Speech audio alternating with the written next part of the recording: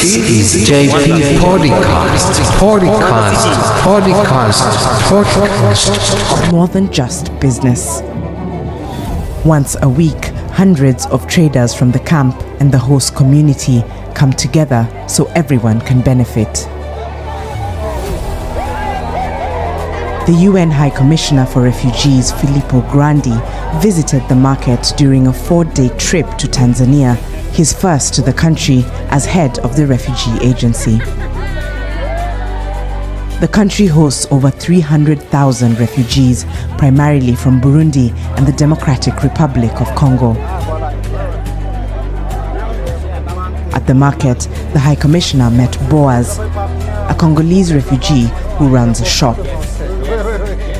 Kuwa na lile soko kwa market limetusaidia kwanza kuwa na mawasiliano na watu tofauti kutoka nje ya kambi, hasa wa Tanzania. Unakuja watu wengi na inatupa ile diplomasia kwa sababu kwanza tunafahamiana, kwa hiyo inatusaidia kuwa na umoja kwa sababu wanapofika tunauziana biashara vizuri. Grandi also heard about the many challenges refugees face, particularly the needs for better healthcare, education and shelter. Scarce resources for energy was a particular worry.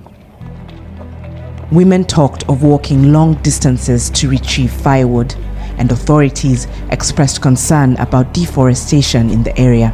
Kukata kuni ni vibaya, wanatukataza kwa sababu hiyo kuni inasaidia kama kuna jua unakaa The High Commissioner pledged to mobilize support to ease pressure on the environment where refugees and hosts share resources. After so many years, a certain impatience that we need to manage. We need to help the government bear the responsibility of this hospitality, which is very expensive. You know, people always think of donors giving money, but the host country is the one that gives the most resources.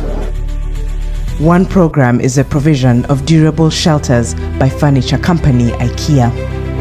Grandi visited 86-year-old Apolina Nyasa, who lives in one of the housing units. Her new home has given her new hope. Wakati balikuwa bananitinga nalicheza gari yalikuwa pati biko banijenga na mimi niko nacheza, niko banijenga na mimi niko nacheza kumaliza tu pale pale nikaingia ndani. Tanzania has a decades-long tradition of hosting refugees. Earlier in the week, the High Commissioner welcomed the government's commitment to uphold their international obligations to provide protection and assistance to refugees and asylum seekers. There's been a restriction in the policies here, and we want to work with the government so that whatever they do is done in accordance, as they say they want to do, with international principles and all those conventions that Tanzania has signed. While over 57,000 Burundian refugees have chosen to return home since 2017, the High Commissioner stressed that any returns must be voluntary. Conditions are still uncertain both in Congo and in Burundi. Some people volunteer to go back, and those need support, not only our support, which we provide, but donor support, especially when they go back home, so that it becomes sustainable.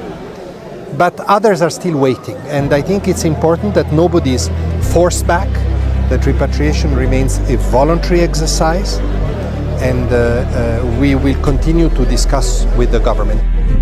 The High Commissioner also welcomed Tanzania's adoption of the UN Global Compact on Refugees, which calls for more inclusion for people forced to flee. This is JP Podcast. This is JP